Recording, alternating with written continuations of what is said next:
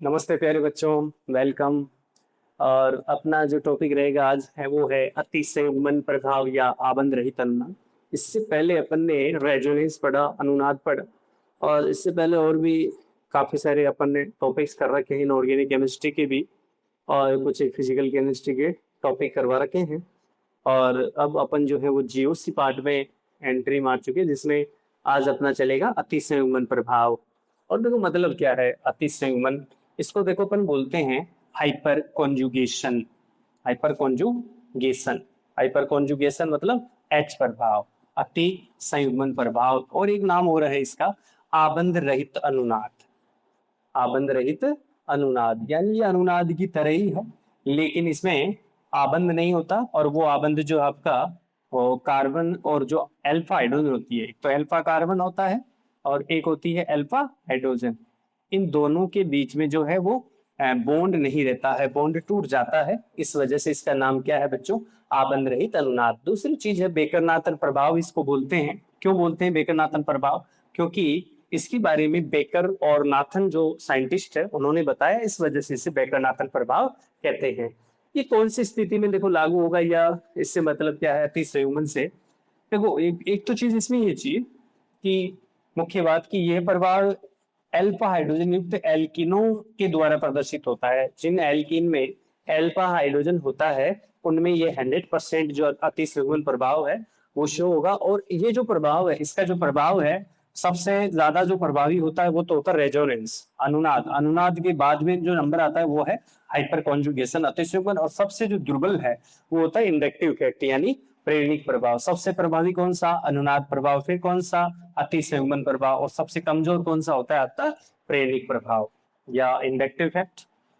तो इसमें अपन ये देख रहे थे नाथन प्रभाव अपने बोल दिए, क्योंकि साइंटिस्ट बेकर और नाथन ने इसके बारे में समझाया रहा, इस वजह से। और ये मुख्यतः एल्फा हाइड्रोजन युक्त एल्किन में शो होता है। और साथ ही देखो एक चीज और है जो अतिसंयुग्मन है, वो sp2 संकरित कार्बन और इससे जुड़े अल्फा कार्बन के अल्फा हाइड्रोजन से संबंधित प्रभाव होता है भाई, है ना। sp2 संकरित कार्बन होना चाहिए, खास बात इसके अंदर।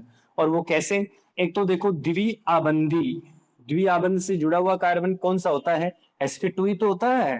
कहीं अगर जैसे मान लो CH2 डबल बॉन्ड CH2 अपन ने लिखा है, तो इसमें डबल बॉन्ड से जो जुड़ा हुआ कार्बन आपका वो कौन सा होगा? क्योंकि इसमें कितने सिग्मा बॉन्ड होते हैं? 3 सिग्मा बॉन्ड होते हैं। 3 सिग्मा से क्या आता है? sp2 संकरित।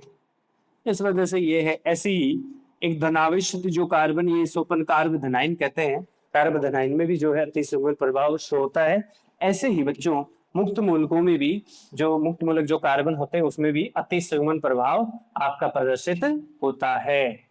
ऐसे ही अपन बात करते हैं कि भाई जो यौगिक का जो स्थायित्व होता है वो अतिसंयुग्मन प्रभाव पर डिपेंड करता है। कहने का मतलब जितने ज्यादा अल्फा हाइड्रोजन होंगे, अल्फा कार्बन से जुड़े हुए अल्फा हाइड्रोजन की संख्या जितनी ज्यादा होगी, तो समझो अतिसंयुग्मन ज्यादा होगा, हाइपर कॉन्जुगेशन ज्यादा होगा। और अगर हाइपर कॉन्जुगेशन ज्यादा होगा तो यौगिक का जो स्टेबिलिटी है, यौगिक की स्थायित्व वो भी ज्यादा होगा। ऐसे देखो अल्फा कार्बन तथा अल्फा हाइड्रोजन के मध्य आबंध नहीं होता है ना। अभी वही बात, अतः आबंध रहित अनुनाद कहा जाता है। एक और चीज है इसके अंदर, जो कार्बन कार्बन जो बॉन्ड है, इसमें आबंध लंबाइयों में जो है अंतर आता है इस प्रभाव में, वो अपन बात करेंगे एक एग्जांपल से अभी। तो यहाँ अगर अपन बात करें कि भाई कैसे क्या होता है ये, तो देखो सबसे पहली चीज यहाँ एग्जांपल नंबर 1 पे फोकस करें। CH3 single bond CH double bond CH2, और ये किससे संबंधित होगी चीज? द्विआबंधी कार्बन, यानी इसमें द्विआबंधित कार्बन हो, यानी एल्कीन है ये। क्या है? एल्कीन। और निश्चित रूप से इसमें अल्फा कार्बन और अल्फा हाइड्रोजन, इसकी भी पहचान आनी चाहिए क्या अल्फा कार्बन और अल्फा हाइड्रोजन की, तभी ये चीज सही हो पाएगी। तो इसमें देखो एग्जांपल नंबर 1 में अपन ने क्या किया है, यहाँ है CH3 CH डबल बॉन्ड है CH2। ये कार्बन कौन सा है? sp2 संकरित कार्बन है। देखो ये वाली चीज भी अब समझ में आ जाएगी इसी से। कार्बन कार्बन की जो आबंध लंबाई है उसमें भी क्या आता है? अंतर आता है, हाइपर कॉन्जुगेशन की वजह से। यहां से मुझे बताओ, देखो ये क्या है? अपना डबल बॉन्ड वाला मामला है सारा ये। और इससे जुड़ा हुआ जो कार्बन है बच्चों, ये है अल्फा कार्बन। और इससे जुड़े हुए हाइड्रोजन क्या होंगे? Alpha hydrogen. यानी स्थिति ये होगी इसकी, देखो ये वाली स्थिति CH डबल बॉन्ड CH2। ठीक है, ये sp2 है आपका फिलहाल। लेकिन अगर मान लो मैं कहता हूं कि यहां से जो है ये हाइड्रोजन वाला जो बॉन्ड है वो टूटेगा, है ना, हाइपर कॉन्जुगेशन। यही तो है, जैसे यहाँ से मैंने कहा कि ये सिग्मा बॉन्ड के इलेक्ट्रॉन यहाँ शिफ्ट होके पाई बॉन्ड बनाएंगे, इसकी वजह से यहाँ पाई बॉन्ड आपका जो है यहाँ शिफ्ट होगा, और इससे अपने को क्या चीज मिलेगी, यहाँ मिलेगा देखो सी, और ये एच तो फ्री है उधर से, आबंध टूट गया, और ये स्थिति है, और यहाँ डबल बॉन्ड, और यहाँ सी एच, यहाँ सिंगल, और ये क्या हो गया CH2 माइनस हो गया। और निश्चित रूप से यहाँ जो है हाइब्रिडाइजेशन भी जो है वो उसमें अंतर आया है, संकरण भी sp3 हो चुका है। और अपन भी कह रहे थे कार्बन कार्बन आबंध लंबाई में अंतर आता है। देखो भाई, जैसे जनरल ये जो बॉन्ड लेंथ है सिंगल बॉन्ड की वजह से, पहले ये बॉन्ड लेंथ क्या हुआ करती थी, ज्यादा हुआ करती थी। सिंगल बॉन्ड में बॉन्ड लेंथ क्या होती है, ज्यादा होती है आबंध लंबाई।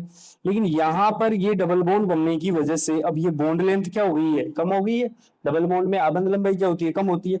ऐसे ही पहले देखो ये स्थिति देखो, इनके बीच की स्थिति क्या थी, डबल बॉन्ड। डबल बॉन्ड यानी बॉन्ड लेंथ कम हुआ करती थी, लेकिन अगर इसके अंदर हाइपर कॉन्जुगेशन है, H प्रभाव है, तो ये जो बॉन्ड लेंथ है उसमें क्या हो जाएगी, वृद्धि हो जाएगी। तो भैया इस कार्बन और इस कार्बन की जो बॉन्ड लेंथ है उसमें तो क्या आ जाएगी, कमी आ जाएगी, और इस कार्बन की जो बॉन्ड लेंथ है इसमें क्या हो जाएगी, वृद्धि हो जाएगी, है ना, थोड़ी सी वृद्धि हो जाएगी। और वो किसकी वजह से हुई है, हाइपर कॉन्जुगेशन, अतिसंयुग्मन प्रभाव की वजह से हुई है भाई। ऐसे तो इस प्रकार से ये जो पॉइंट है यहाँ से समझा गया, साथ में जो इसमें हाइपर कॉन्जुगेशन भी समझा गया। और देखो निश्चित है यहाँ से देखो एक हाइड्रोजन के साथ हुआ है, ऐसे ही दूसरे हाइड्रोजन के साथ भी होगा, ऐसे ही तीसरे हाइड्रोजन के साथ होगा, इसे हाइपर कॉन्जुगेशन बोल रहे हैं, अति संयुग्मन प्रभाव। 3 अल्फा हाइड्रोजन है, कहीं मान लो और ज्यादा अल्फा हाइड्रोजन की संख्या बढ़ती है तो उसका स्थायित्व भी क्या होता है, यौगिक का या एल्कीन का बढ़ता है। इसके बाद में ये एग्जाम्पल भी समझो जो कि वास्तव में ये है, धनाभिषिक्त कार्बन या कार्बन आयन की वजह से अपन जो है हाइपर कॉन्जुगेशन पढ़ते हैं। और इसमें क्या करोगे, देखो सिंपल है, सेकंड नंबर का एग्जांपल है CH3, इसको ऐसे एक बार CH3 और यहाँ लिखा CH2 प्लस, कार्बोकेटाइन है, कार्बोधनाइन बोलते हैं, कार्बोकेटाइन है। तो इसमें भी हाइपर कॉन्जुगेशन है।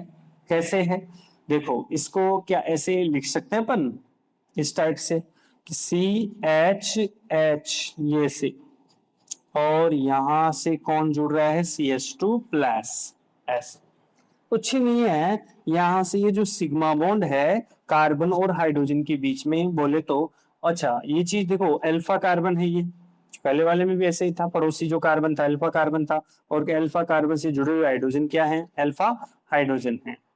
ठीक है, ये जो आपका कार्बोकेटाइनिक जो कार्बन है उससे जुड़े हुए कार्बन को अपन क्या बोल रहे हैं, अल्फा कार्बन। और अल्फा कार्बन से जो हाइड्रोजन जुड़ती हैं वो क्या होती हैं, अल्फा हाइड्रोजन होती है। यहां से क्लियर है भाई। हाँ तो यहां से क्या करो, ये जो अल्फा हाइड्रोजन है इसमें जो ये सिग्मा बॉन्ड है, इससे क्या जनरेट कर दो, किसका फॉर्मेशन कर दो, पाई बॉन्ड का फॉर्मेशन कर दो। और इसकी वजह से हुआ क्या, निश्चित इसकी वजह से हुआ क्या, सिंपल है, यहां देखो इसकी वजह से C, और ये H तो फ्री है, यहाँ H, यहाँ H, और यहाँ क्या हो चुका है, ये आपका डबल बॉन्ड हो चुका है। ठीक है ना, तो इसमें निश्चित रूप से ये बॉन्ड अगर पहले क्या थी, बॉन्ड लेंथ ज्यादा थी, तो अब बॉन्ड लेंथ क्या हो जाएगी, कम हो जाएगी। तो इस प्रकार से जो है ये हाइपर कॉन्जुगेशन, इसकी वजह से स्टेबिलिटी आती है। ये सिंपल सी चीज है ऐसे। तो यहाँ पर ये अपन ने कार्बोकेटाइन वाला मैटर या जो कार्बोधनाइन है धनाभिषिक्त कार्बन के लिए वो भी देखा। इसके बाद में देखो बात करो, है ना, एक एक के साथ। इसके बाद जैसे से अपना तीसरा नंबर कौन सा है, फ्री रेडिकल है, मुक्त मूलक की वजह से भी अपन ये देख सकते हैं। तो मुक्त मूलक में CH3 और ये CH2, ये मुक्त मूलक कैसे लिख सकते हो आप लोग इसको, ऐसे H है ना, सिंगल बॉन्ड के साथ, और यही क्या है, अल्फा कार्बन से जुड़ी हुई हाइड्रोजन क्या होती है, अल्फा हाइड्रोजन होती है। ये सब अल्फा हाइड्रोजन, ये अल्फा हाइड्रोजन, अल्फा हाइड्रोजन है। तो बारी बारी से क्या है, जो अल्फा हाइड्रोजन है यहाँ से ये आबंध जो है टूटेगा सिग्मा बॉन्ड, और इससे पाई बॉन्ड क्या होगा, फॉर्म होगा। पाई बॉन्ड का क्या हो जाएगा, फॉर्मेशन। कैसे देखो इसको, कैसे, यहाँ से कितने इलेक्ट्रॉन है इसके अंदर, 2 इलेक्ट्रॉन है, तो यहाँ से 1 इलेक्ट्रॉन तो ये गया, और एक इलेक्ट्रॉन इसके साथ फ्री रेडिकल की फॉर्म में।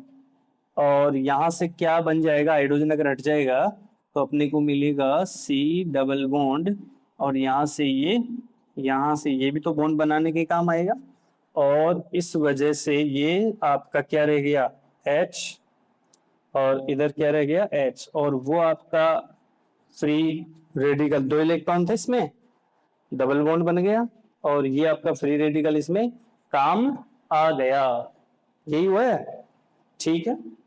दोनों के दोनों इलेक्ट्रॉन जो है समान विखंडन से, और इस प्रकार से जो है, जैसे इसके साथ भी करोगे इसके साथ भी करोगे, तो इस प्रकार से जो है इसमें अतिसंयुग्मन जो है उसकी संख्या बढ़ेगी, या आबंध रहित अनुनाद की संख्या बढ़ेगी, तो इसमें क्या स्थायित्व की भी स्थायित्व भी बढ़ेगा यौगिक का। तो चौथी चीज थी आपकी ये वाली।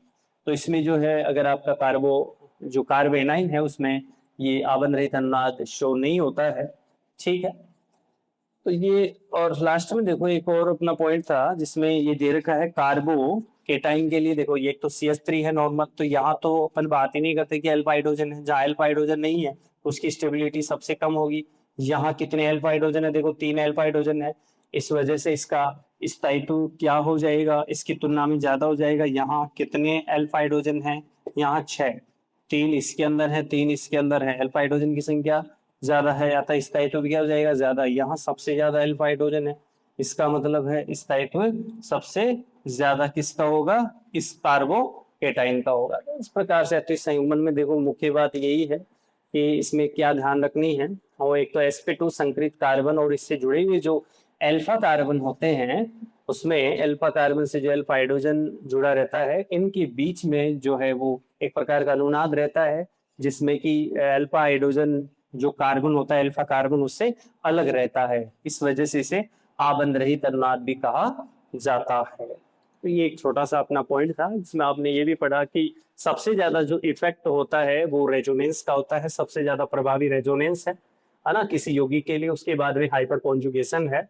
और सबसे जो कम प्रभाव रखता है वो रखता है अपना इंडक्टिव इफेक्ट, जिसे बोलते हैं अपन प्रेरणिक प्रभाव। तो इसके बारे में ये अपन ने ये पढ़ा, और मेरे हिसाब से ये बात बिल्कुल क्लियर आपके समझ में आई होगी।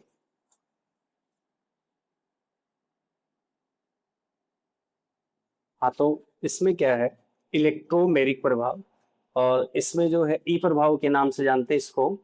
ये एक अस्थायी प्रभाव होता है। इससे पहले आपने जो है एक तो पढ़ा इंडक्टिव के, उसके बाद रेजोनेंस का है, और एक अपन ने हाइपर कॉन्जुगेशन पढ़ा है। तीनों ही वो जो थे वो स्थायी प्रभाव की कैटेगरी में आते हैं, लेकिन ये एक प्रकार का अस्थायी अनस्टेबल प्रभाव होता है जो डिपेंड करता है रिएजेंट की डिमांड पर। रिएजेंट की डिमांड क्या है, उसकी मांग क्या है, और उसमें भी रिएजेंट की डिमांड में भी जो है पाई इलेक्ट्रॉनों का जो है वो पूर्ण विस्थापन होता है। रिएजेंट की डिमांड के अनुसार जो है पाई इलेक्ट्रॉनों का क्या होता है, विस्थापन होता है, विस्थापित होते हैं पाई इलेक्ट्रॉन्स। और इसमें भी ये दो टाइप के होते हैं, एक तो होता है प्लस ई प्रभाव और दूसरा होता है माइनस ई प्रभाव। कौन कौन से होते हैं, प्लस ई प्रभाव और माइनस ई प्रभाव। अगर इलेक्ट्रॉन विस्थापन रिएजेंट की ओर हो तो प्लस ई प्रभाव, और अगर इलेक्ट्रॉन का जो विस्थापन है वो हो आपका किधर, रिएजेंट से दूर हो, तो उसे अपन बोलते हैं माइनस ई प्रभाव, माइनस ई प्रभाव। और यहाँ दोनों के एग्जाम्पल देखो, एक तो इसका है और ये किसका है, इसका है। ऐसे करना क्या था, इलेक्ट्रॉन जो है विस्थापित हो जाए रिएजेंट की ओर, ये वो देखो यहाँ से ये रिएजेंट के पास इलेक्ट्रॉन की क्या है, वैसे कमी है, ठीक है। तो इस रिएजेंट की ओर विस्थापन होगा तभी यहाँ आके ये जुड़ पाएगा, नहीं जैसे पाई बॉन्ड के इलेक्ट्रॉन है या आपके, तो पाई बॉन्ड के इलेक्ट्रॉन है, ई प्लस को देंगे तभी कुछ हो पाएगा, नहीं। इस पे ऐसे भी अपन शो कर सकते हैं कि हाँ भाई क्या हुआ, ये पाई बॉन्ड के जो इलेक्ट्रॉन है ये इसको दिए गए, है ना, इसकी वजह से जो है ये यहाँ आके जुड़ पाएगा। यहाँ जैसे ही यहाँ से ये इलेक्ट्रॉन की जो है यहाँ कमी, ये कमी क्या, यहाँ इलेक्ट्रॉन की वृद्धि होगी, ऐसे समझ लो जैसे यहाँ पे ये इलेक्ट्रॉन डेंसिटी बढ़ेगी तो ये यहाँ के जुड़ जाएगा। तो यहाँ आपका जो रिएजेंट है उसको इलेक्ट्रॉन दिए गए, इसकी और इलेक्ट्रॉन जो है वो उनको लालच दिया गया कि हाँ आजा भाई जुड़ जा, ऐसे इससे ये स्पीसीज अपने को ये मिल जाएगी इस तरीके से। तो ये आपका, और इससे अपन बोलते हैं इलेक्ट्रोफाइल। इलेक्ट्रोफाइल भी होते हैं जिसमें इलेक्ट्रॉन की कमी रहती है, यह आपका है इलेक्ट्रोफाइल। इलेक्ट्रॉन स्नेही, अभिकर्मक बोलते हैं इलेक्ट्रॉन स्नेही, और ये होता है न्यूक्लियोफाइल। अब देखो नीचे वाली स्थिति क्या थी, इलेक्ट्रॉन जो पाई इलेक्ट्रॉन है उनका विस्थापन रिएजेंट से दूर हो। कौन से इलेक्ट्रॉन है ये, पाई इलेक्ट्रॉन है, ये भी पाई इलेक्ट्रॉन है, इनसे दूर हो, यानी इसकी तरफ न हो, जिनसे इस जो रिएजेंट है उसकी तरफ ना होगी। देखो यहाँ से क्या हुआ, रिएजेंट के पास तो खुद के पास क्या है, इलेक्ट्रॉन युग्म है, इसको तो जरूरत ही नहीं है, तो इस वजह से क्या होगा, इससे दूर का मतलब है जैसे ये कहाँ आके जुड़ा, यहाँ कार्बन पे आके जुड़ेगा तो पाई बॉन्ड टूटेगा, यहाँ से पाई बॉन्ड के इलेक्ट्रॉन कहाँ शिफ्ट होंगे, ऑक्सीजन पर शिफ्ट होंगे, इसकी वजह से जो है न्यूक्लियोफाइल का अटैक कहाँ हो जाएगा, इससे कार्बन पर। तो ये जो प्रभाव है स्थायी प्रभाव है, अनस्टेबल प्रभाव है, और इसे अपन बोलते हैं बच्चों इलेक्ट्रोमेरिक प्रभाव। तो इसमें अपन ने ये चारों प्रभाव कवर कर लिए हैं, और नेक्स्ट टाइम पे अगले जो है कोई दूसरे टॉपिक के साथ अपन फिर हाजिर होते हैं। तब तक के लिए नमस्कार।